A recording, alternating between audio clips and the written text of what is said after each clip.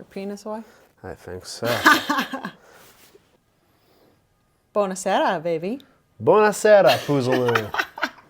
We are live from Rome. Live from Rome. Oh my gosh, it's our last night. It is our last night in Rome, our last night in Italy. Forgive the sirens outside. You'll probably be hearing a little bit of that over the course of the next, 30 minutes or so that we're recording here. We are recording from our hotel room. We're in bed in our robes. At Palazzo Manfredi. Palazzo Manfredi, hold this for me really quick. Yeah. And it is our last day here in Italy. We've been here for 2 weeks. It's been an absolutely beautiful trip up to this point. Magical. I would say magical is a very fair way of putting it. When we last left you, the audience, we were in Positano at the Amalfi Coast from our balcony. And now we're, again, in pretty much the middle of Rome, central Rome. Coliseum is out our window down the street. Again, We'll give a tour. As we typically do when we're traveling, we'll give you a quick tour. We'll poke our tripod out the window, and we'll show you the Coliseum, which is like literally right out the window. We have a gym here in the hotel, which I posted on Instagram, is it's actually below ground level, and the Coliseum is out that window, but even closer, immediately out the door, is the grounds that the gladiators trained on and prepared for battle in. So, like, our gym in the hotel is called the Gladiator Gym, and you're literally training on the same property that the gladiators were training on. So that's really cool. We have a restaurant on the top level, on the rooftop of the hotel, where we've been having breakfast every morning overlooking the Coliseum. And then tonight we're going to be finishing off our tour of Italy with a Michelin star restaurant here at the hotel called Aroma, which is in the same space overlooking the Coliseum. And we had drinks at the bar last night that overlooks the Coliseum. I mean, we walked around the Coliseum last night having gelato. I guess let's backtrack. Since we left off, we were in Positano. Yep. We had a fantastic dinner that night. Yeah, another Michelin star restaurant called La Sponda, which was maybe the most beautiful restaurant I've ever been to. Yeah.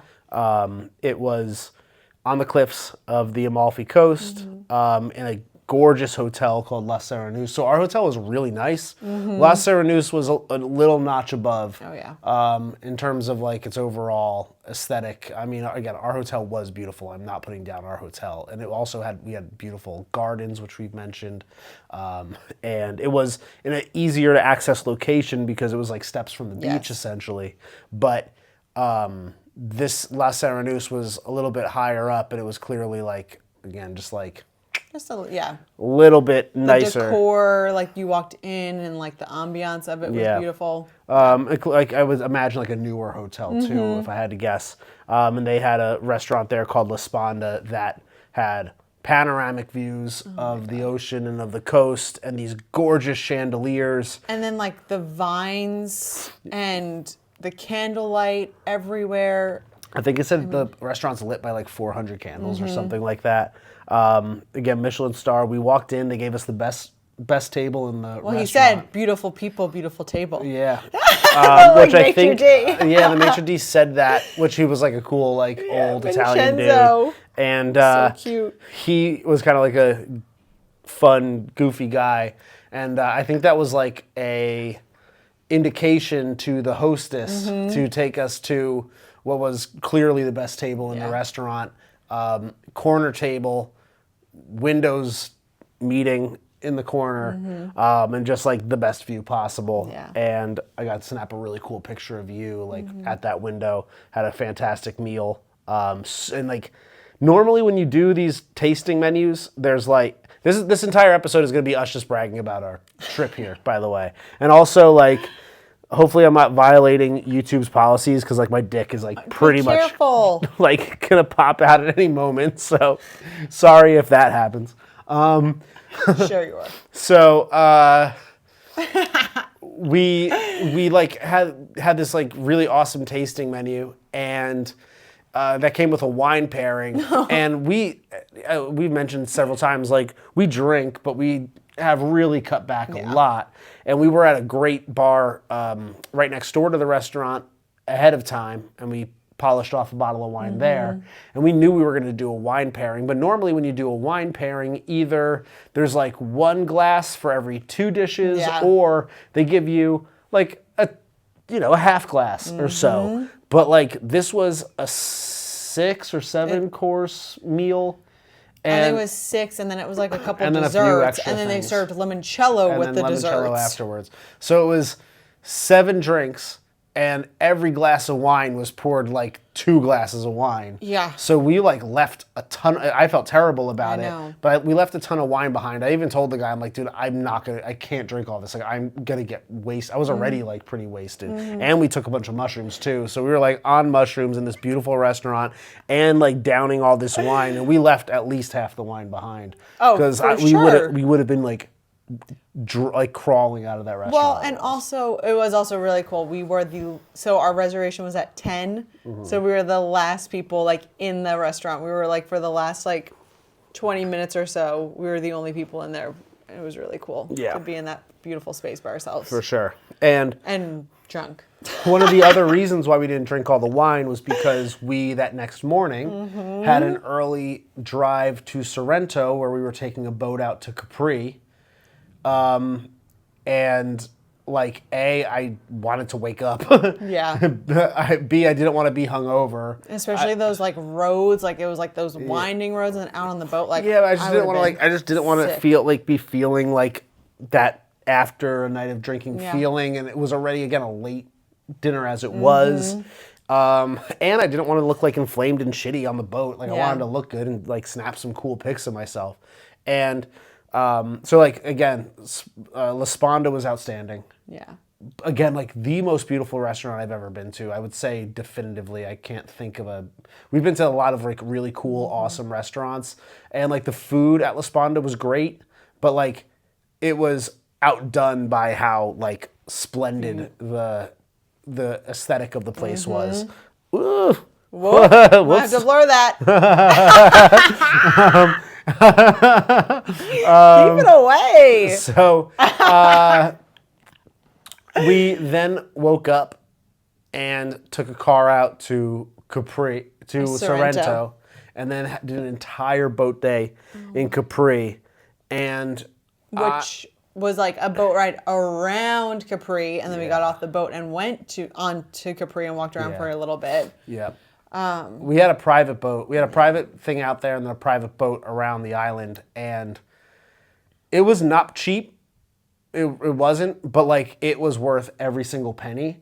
We initially were kind of like on the fence, like, do we want to take an entire day to go out to Capri? I know it's like a beautiful island, but I didn't really know much about it. Yeah. I am so happy that we did, because it was gorgeous. The island was beautiful. The boat was cool. And you're like, the cool thing about Capri is it's not like a typical island where like you think of like an island in the Caribbean where like there's just like beach, and then like the beach slowly ascends from the ocean up to the island. There were certainly some beaches, but it was a very cliffy, rocky island. So most of Capri is just like these giant cliffs jutting out of the Mediterranean. And like driving around that or boating around that, I guess, was really like magnificent. And there's all these grottos and caves that you can take your boat into and go swimming in. There was like a heart grotto where there was like the grotto was shaped like a heart. There was the green grotto, which was gorgeous. Yeah, we swam in the green grotto, and like as you jump in the water, and the water is like sapphire blue. Like it was so beautiful. To like, at first I had like my sunglasses on, and I took my sunglasses off, and I'm like, it's like a travesty to like wear your sunglasses to like not see the actual color. And then we jumped in that water and swam, and like as you're turning the corner of the rock, you see why it's called the Green Grotto, and the water was like bright green. Yeah. The way the water was hitting it with the rocks and everything, it was so pretty. I could have stayed in there forever. Yeah, I know. Like, then we got like little snorkels and we were like looking around, looking at all the fishies. And then we went to this like really awesome hotel / restaurant / beach club that was called Control de Mars? Cazone de Mar. I can't remember. Something like that. Yeah, it was like a boutique hotel that had 7 rooms. 7 rooms. They said apparently like it's the place that like that celebrities go to, and we've been saying. I said in the last episode, all the women here in Italy are gorgeous, and like that place had nothing but smoke shows. Yeah, for sure. Like at the beach club at least, and we had like this great meal right on the water with like freshly caught fish that was clearly like right there, like from right there. Some of the best pasta that we had there. That zucchini pasta. Yeah, the zucchini pasta was awesome. God. Our waiter was amazing. Yeah, waiter was great. Por favor. And then we like went into the city of Capri, which was like basically a bunch of like touristy like tchotchke souvenir like we were like shops right stuff. in that square, and like we just didn't have enough time to like walk around Yeah, it. there so may have like been more. there probably was, I'm sure. There could have been a lot more there. We basically didn't have a lot of time on Yeah. the island itself. Most of our time was spent on the boat and swimming and like going and seeing cool stuff and at that restaurant. So I won't judge Capri based on that like pretty short walk that we did through the center of it. But like I'll say this, like that aside, if you have an opportunity to go to Capri, highly recommend it because that was really sweet.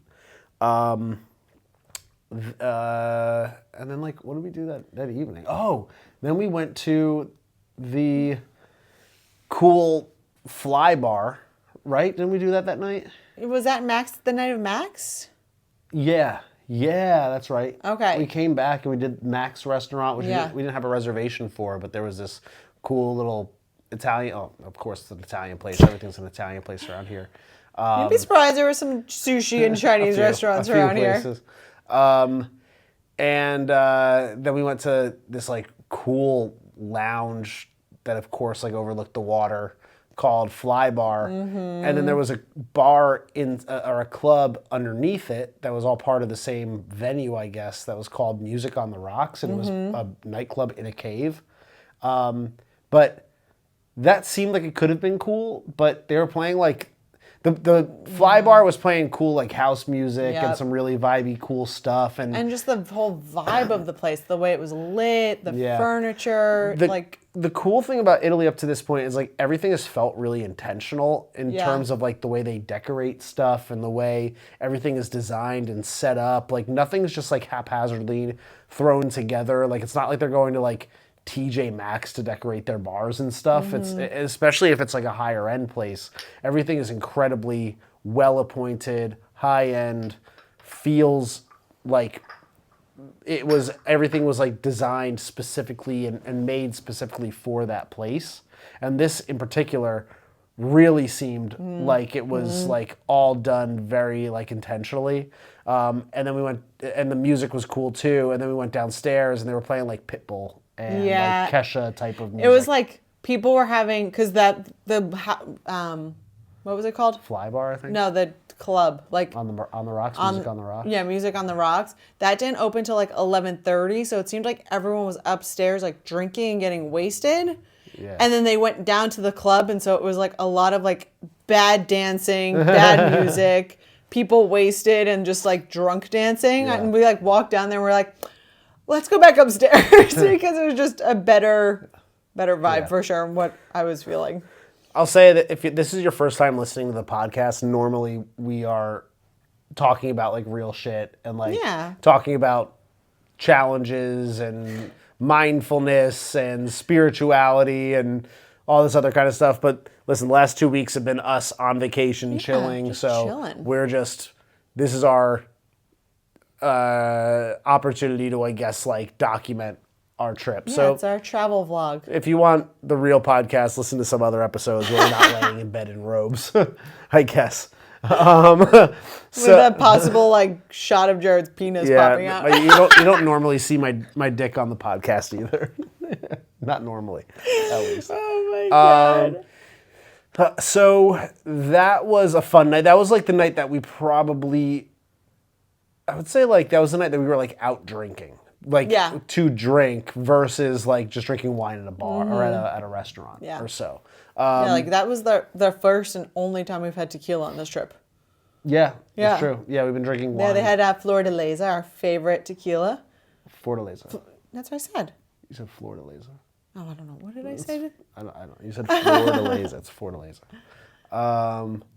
But then, what else did we do? What else did we do in Positano? And we then did a bunch just of days beach on the day. beach. I mean, that's all it was. I mean, beach and hanging out, eating amazing seafood. Yeah. Italians are cool as fuck. Yeah. Everybody in Italy is like so nice, and everybody just like wants you to enjoy yourself. It doesn't feel like.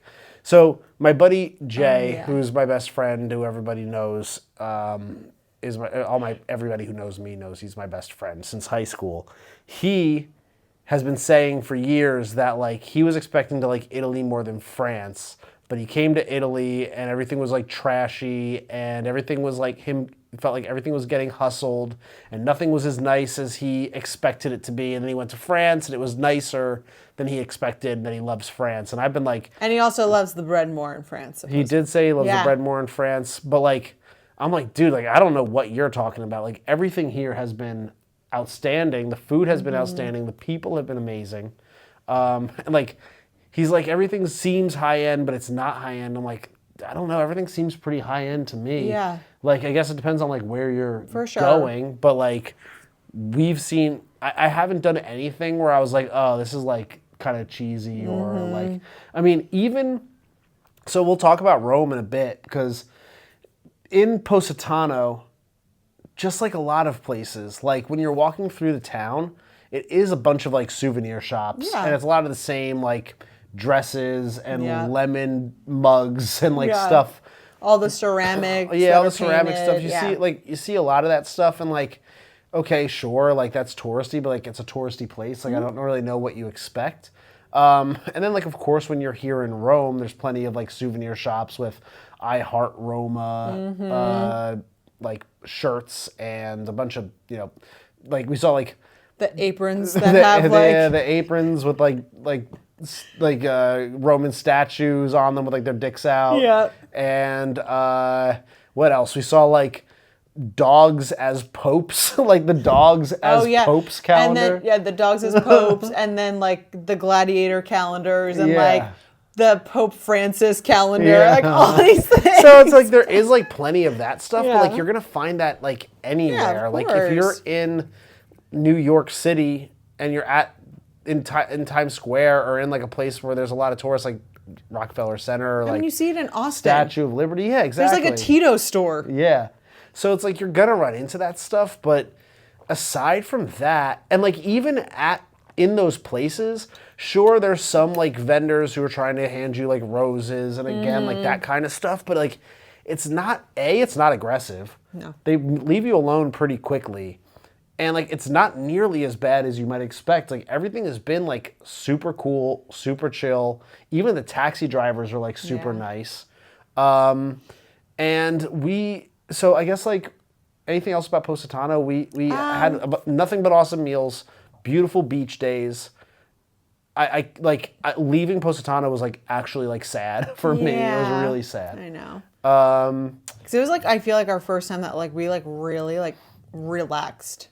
Yeah, on a vacation. On a vacation, but just also in general, in like for the past like year. Yeah. 6 months even, like that. We really, besides like waking up and doing our routine of like workout and all that kind of stuff, like we didn't have much planned besides dinners or just being like, okay, we're gonna go this beach day or this beach. We like did. There was we nothing. did go to that like La Tagliata, which was basically this restaurant that was like up at the top of a mountain. It was almost like a treehouse of sorts. And it's like a family-owned restaurant, and everything is family style. They don't have a menu, so you just show up, and they just like throw food in front of you, basically. It's whatever the owner's mom wants to cook, and it's all women in the kitchen. Yeah.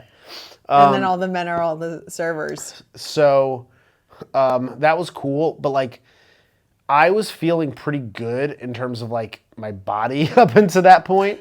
Like even that day on the beach, we were snapping like some pretty cool pictures, and then like we ate that meal, and like there was so much food, and they just like kept like bringing it out, gosh. and like it wasn't like one thing at a time. Like every course had like 10 things on the plate. Yeah, there was the pasta course, and it Had, was like, like 4 4 different types of pastas, pastas. yeah. Like a lasagna, a ravioli, and then 2 others, like cavatelli and Yeah. zucchini, I think, and something else. But then the meats came out, and it was like 4 different types of No, meats. it was like 5 different types of meats, and then there was like 7 desserts.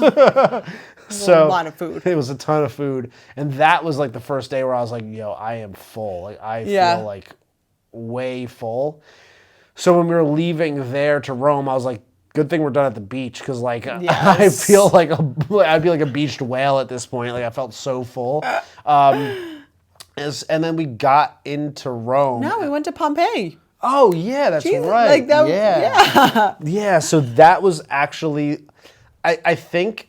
On the way back up to Naples, we had our driver stop, and we did a private tour through Pompeii. Yeah, that was probably like the most impressive and coolest thing Yes. that we've done up to on this trip, in my opinion.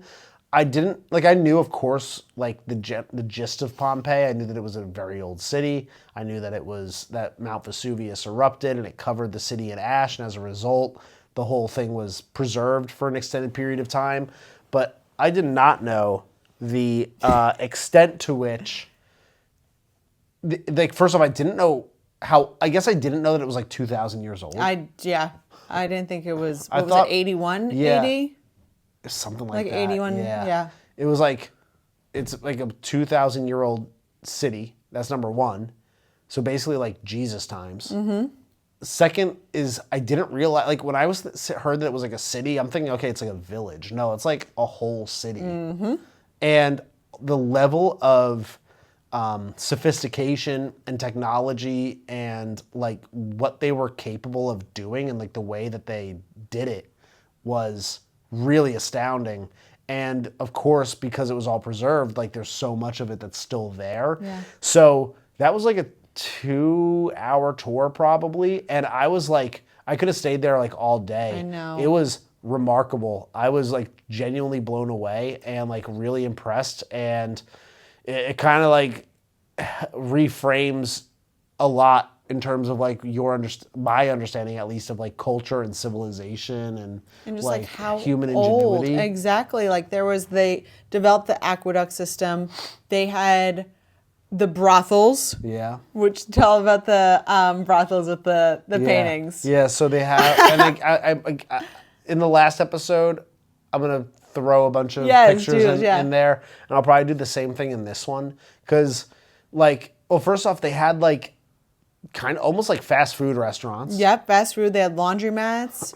They had the textile shop. Yep. That they paid men to come and pee in. Yeah. Because the ammonia from the urine helped to like bleach the wool and soften the wool. Yeah. So and like, they were able to like make softer products. So like the wool would get shipped to them from India, was it? Yeah. And then they would use the urine and the ammonia to soften it to essentially like the texture of like cashmere, and then sell it back for like hundreds. Yeah, they said that 100 times more. For a while they had seen like in old like documents that were found that there was a tax on urine. And, Yeah. like, they didn't really understand like why there was a tax on urine. And then when they excavated Pompeii, they realized the reason there was a tax on urine was because they would pay people to pee and like basically donate their urine or sell their urine to these textile factories and to these laundromats so that they can use the ammonia to soften and bleach clothing. Yeah. So they found that in laundromats, but then they also had this big textile factory there. And in the front of the textile factory, there was like these 2 like essentially urinals that they would say like, don't go to the public toilet and just pee. Like we'll pay you if you pee over here. And they were just collecting urine at the textile factory so that they can clean and soften the fabrics, I guess, and the wool. So like that was wild. They had a gymnasium that we saw. Oh, that was cool. I thought the gymnasium was really cool. They had a whole like area where they worked out. They had a pool. They had a solarium. They had a cold plunge that was only for men. They had an entire steam room and locker room system. And again, like not just is it like a big open space or like a big open room. It's like you could see the paintings on the wall and the engravings and the carvings on the wall. You could see like how intentionally like set up it all was, and the way that like the steam room was built, where like there was the water and the fire was like outside, and then they had like these fans that would blow the steam into the steam room. We saw like we were like in some guy's like mansion, some like rich dude's mansion that was like really sweet, and like they had two parts of the house. One was for the summer when it was like to be more like airy and breezy, and then they had a winter part of the house, so like they lived in different parts of the mansion at different times. And then there was a lot of brothels. Yeah. And throughout the town, you'll see a ton of different like dicks on the walls, basically. Yeah, or like on the pavement. Or on the pavement. And like also pointing like specifically in the direction, so you know exactly which building to go to. Or like little statues of like dicks, and that indicated that there was a brothel. And like some of he said, so you'll see like some dicks pointing at like a restaurant, and then that meant that like the waitresses there were also prostitutes. Yeah, and that there was the market that you would go into, but then there was like the upstairs that then like was the brothel for it.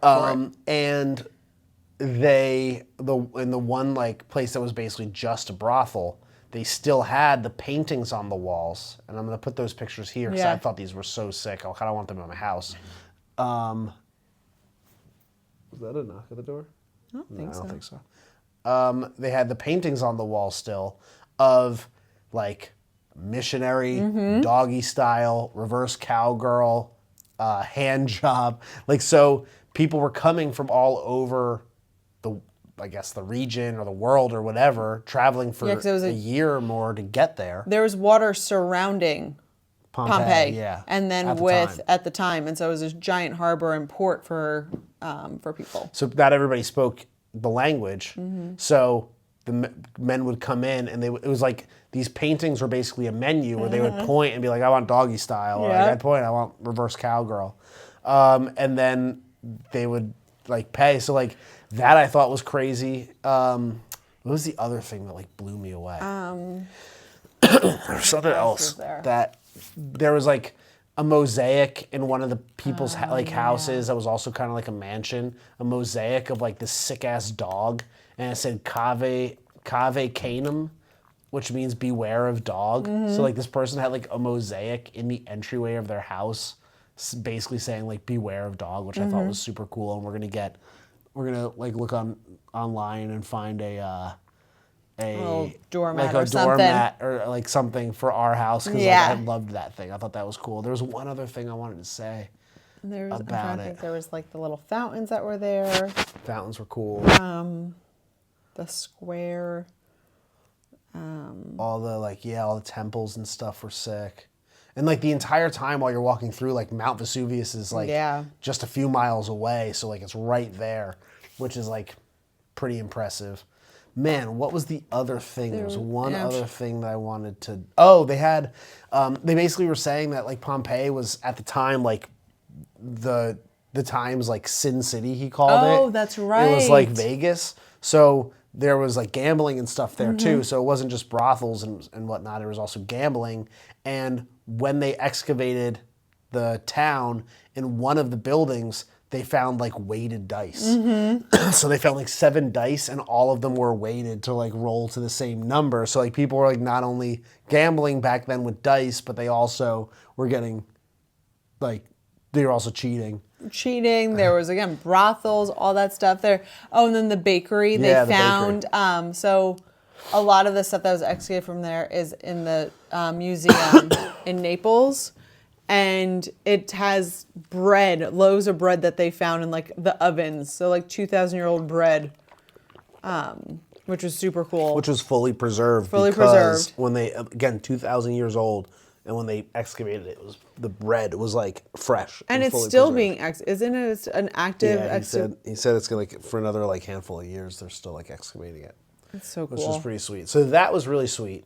Yeah. Then we went back to Naples, hopped on a train, got into Rome, and what's really cool about like where we're staying is like we mentioned the Colosseum's right here. So like even if we were like a block away or like tucked into like a side street, you would kind of like be like, you walk out of your hotel room and it would be like you're just in any other city. Yeah. But like we walk out and the Colosseum is right there. So like you're never forgetting the fact that you're in Rome, which is pretty sweet. And then so the day after I should say, when we got here, we went and had dinner at that Sarko's place. And that was like a meat heavy restaurant. Showed up. It was Tuesday night, so like the city was like a little quiet, or at least that area was kind of quiet. The restaurant was quiet. And we had the owner of the restaurant come over. Like this is the cool thing about Italy. Like the owner of the place comes over. He's like giving us like the king's tour of like the restaurant and like the meat counter and explaining the meat all fridges, of it, explaining what all of it is, like giving us like samples of all kinds of things and like really like going all out to make sure that like we're having an exceptional experience. Doing like all this kind of like stuff with like the wine that like I'd never seen before, like not just aerating it. He was like seasoning our glasses with like wine before like we were drinking it. I don't even really understand exactly what he was doing, but like just like everything has just been like a level beyond, like at least like several levels beyond like what you would have expected. And that night we were like, again, coming off of the night before, we had been in Pompeii all day. We had our Colosseum tour the next day. So we pretty much just like came back here, crashed. Yeah. And then went to the Colosseum, did that tour, which was fucking awesome. Yep.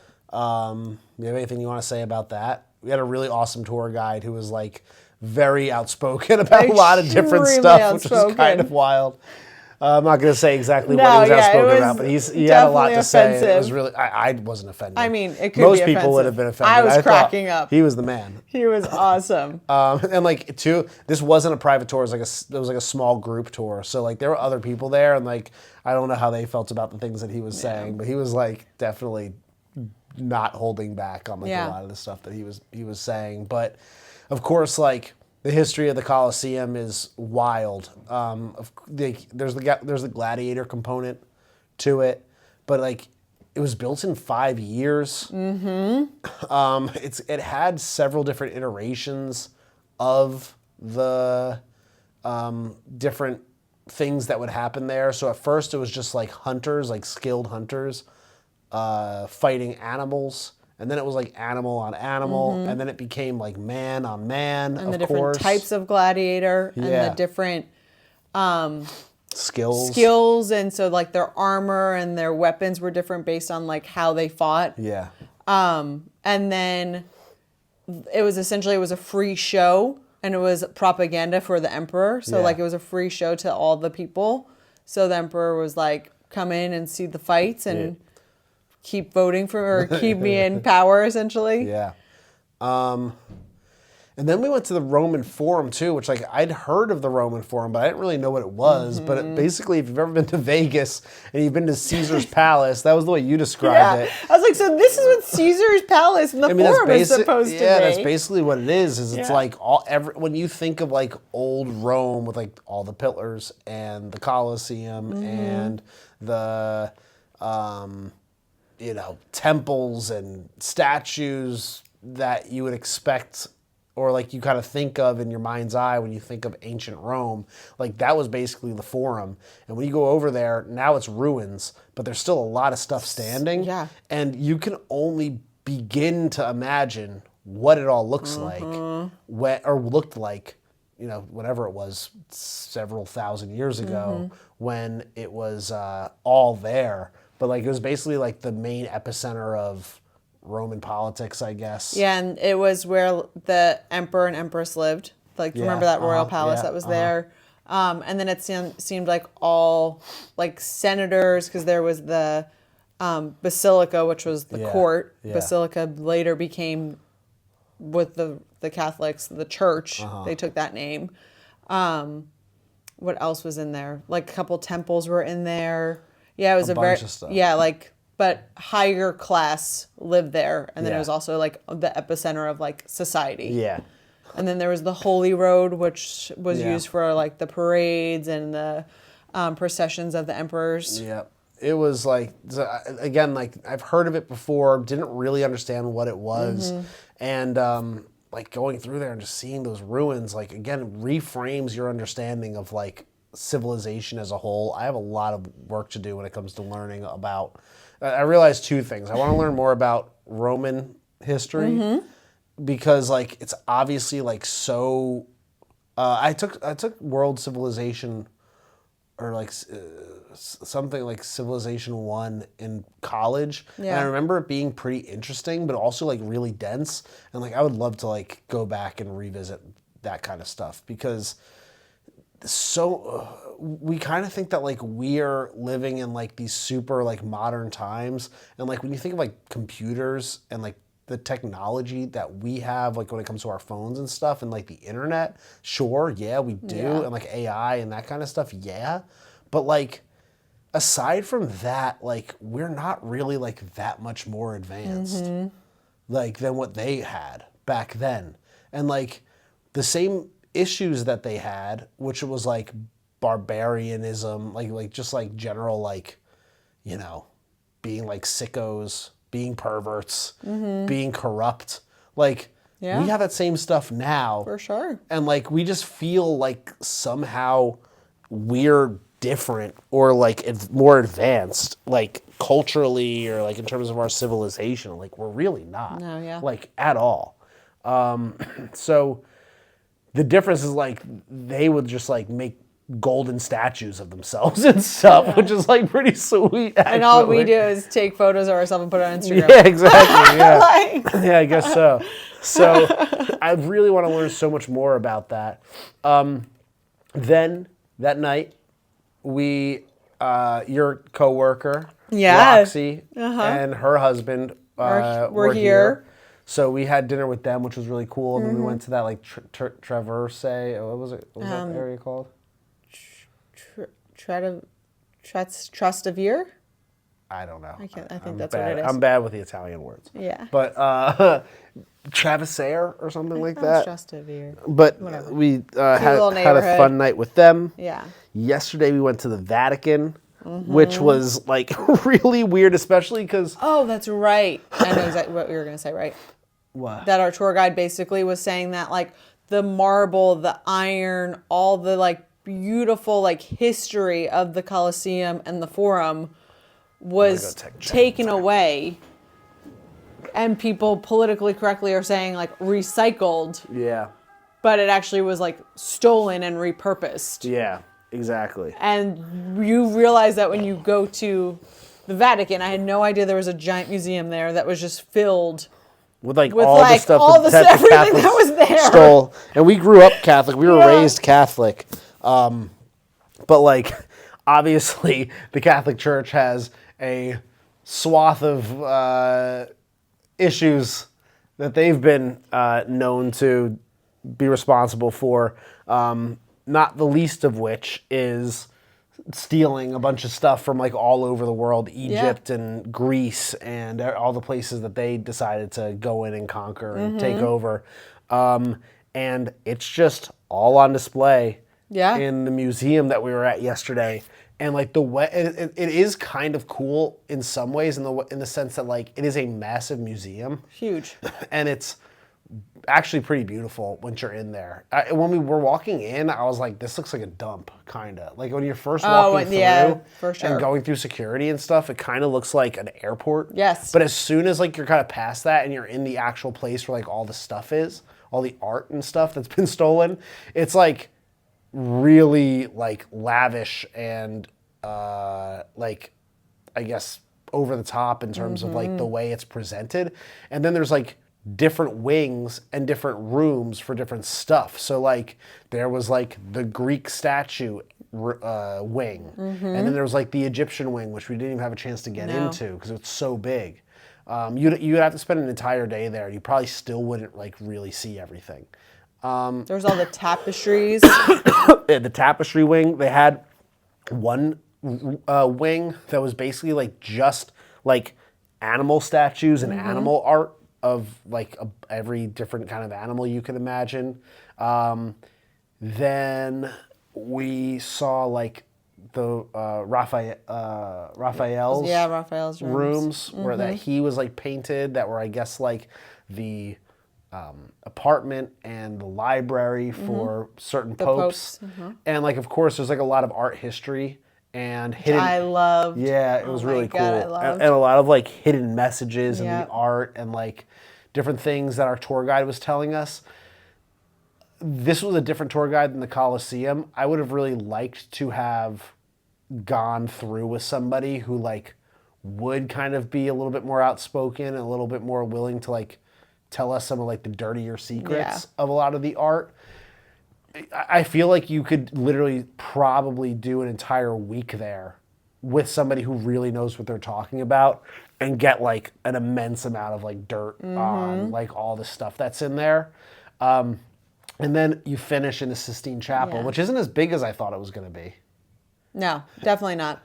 I mean, it's not small necessarily, but it's like not any bigger than like any other church I've been in, which that was kind of weird. But you do have, of course, Michelangelo's ceiling that was painted.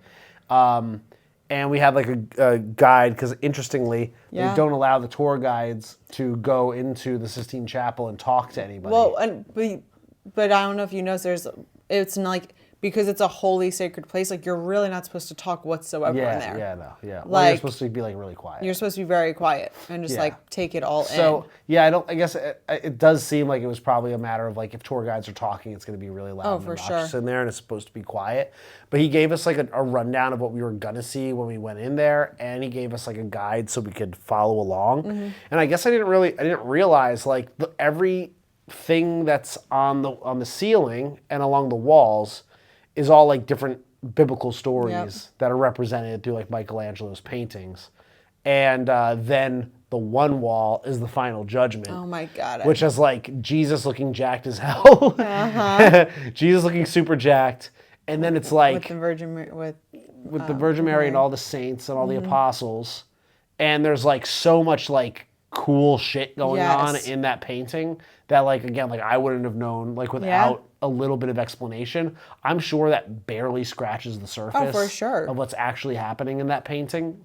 But like, it's, if you don't know, it's like Jesus and like Mary, and again, religious or not, or Catholic or not, like to me, it's kind of like, I obviously don't necessarily believe in like Zeus and Hades and Poseidon and like Greek and Roman gods, but like I still find that like mythology like really dope.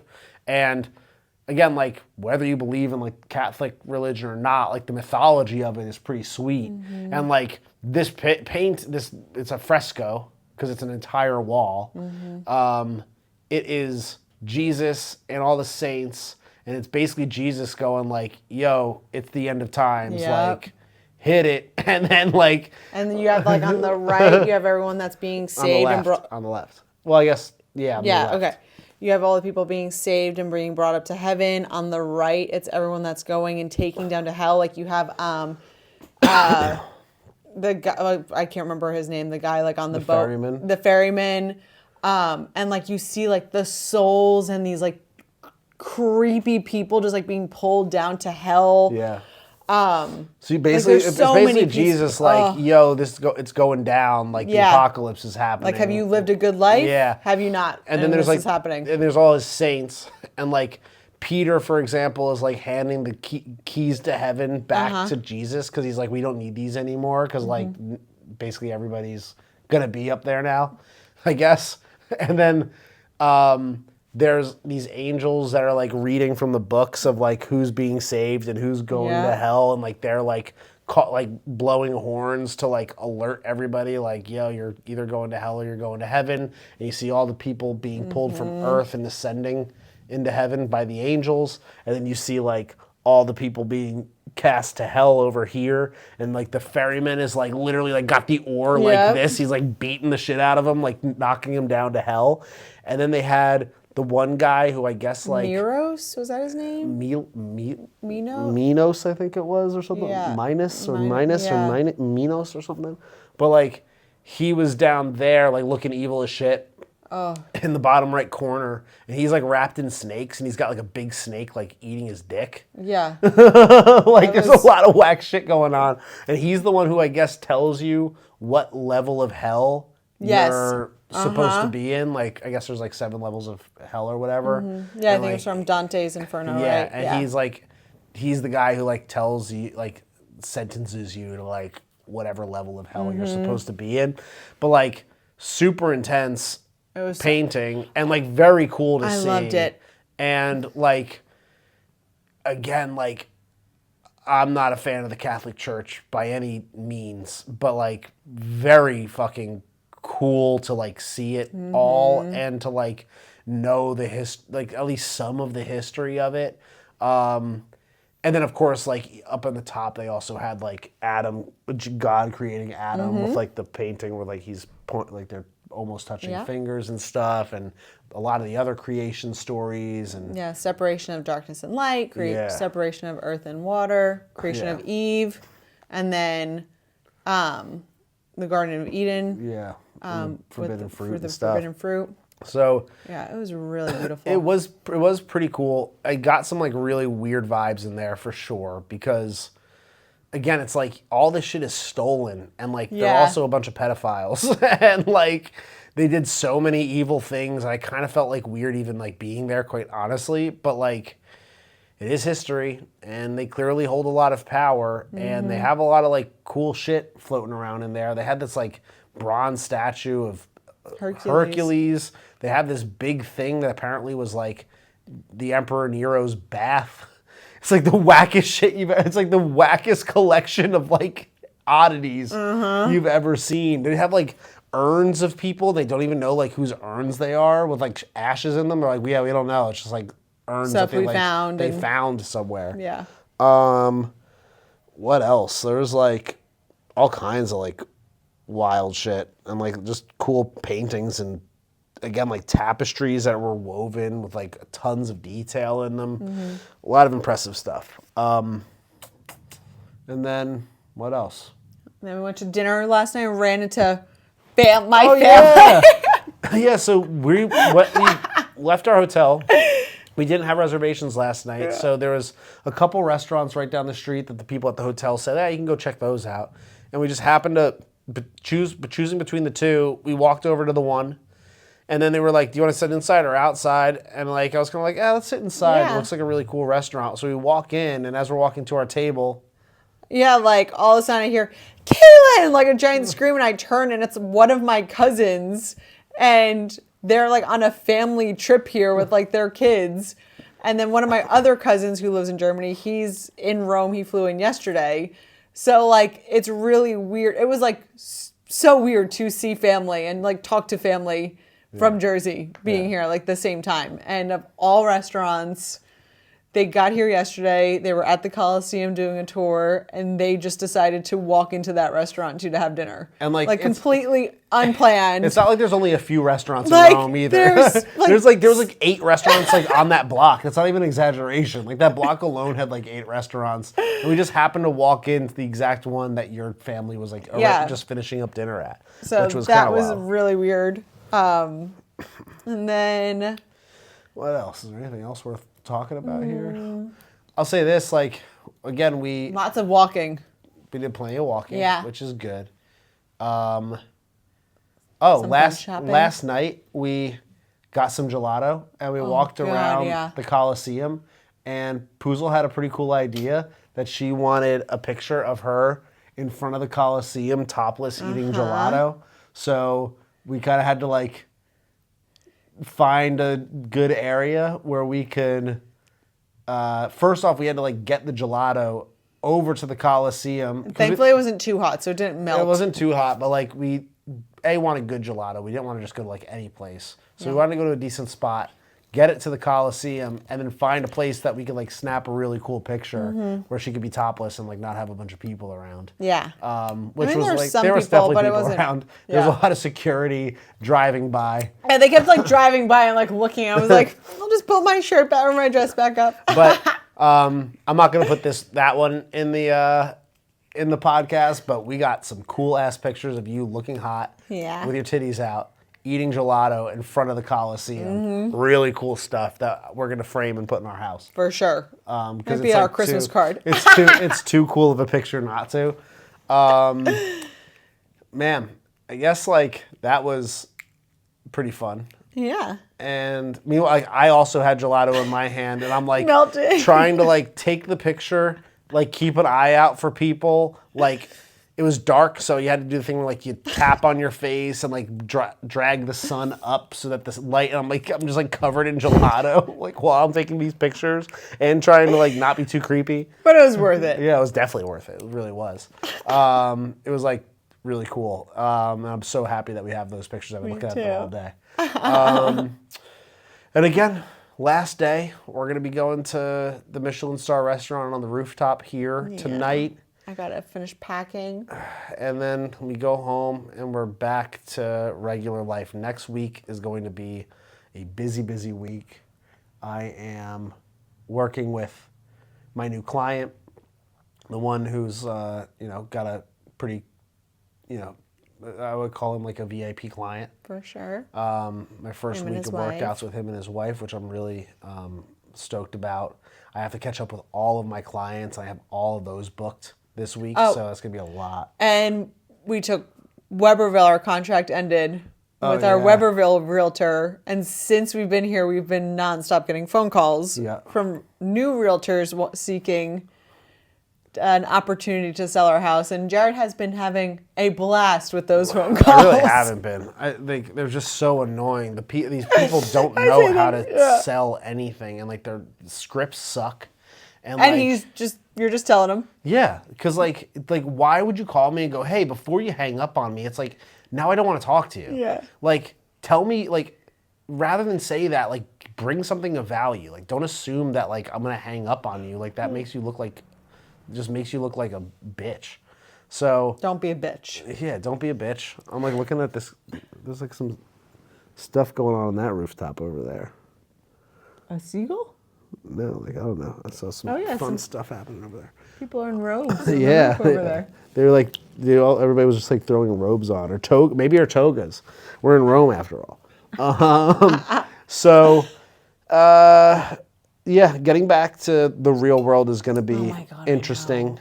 I'm actually like looking forward to getting to work because we're going to be launching our couples coaching business officially in the next month.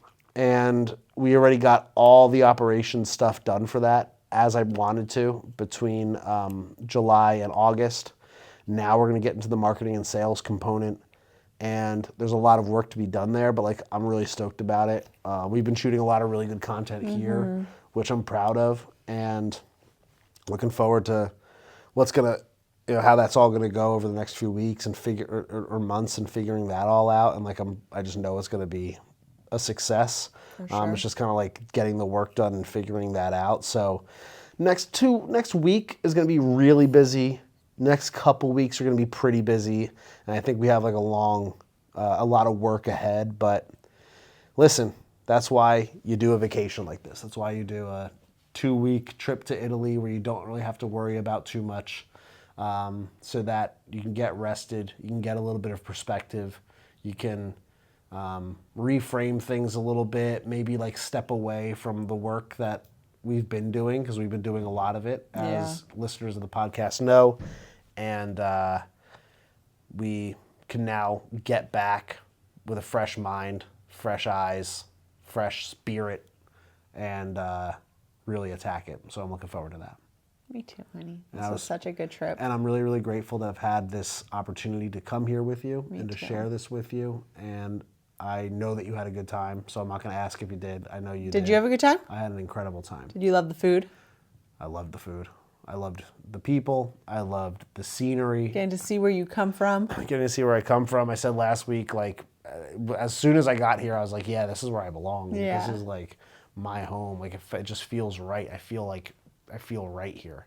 And there's no doubt that we'll be planning a trip back here as soon as we possibly can, probably to see some other areas of Italy as well. Yeah. So hopefully you guys enjoyed fun. listening to our rendition of our trip, because that's really all we have for you at this point. That's all we've been doing for the last couple of weeks. Yeah. Anything else, Bo? No. I really am super grateful. Me too, honey. It's been awesome. I love you. Give me a Thank you kiss. for this trip. Of course. Love you. Love you. All right. See you, everybody. Arrivederci. Bye.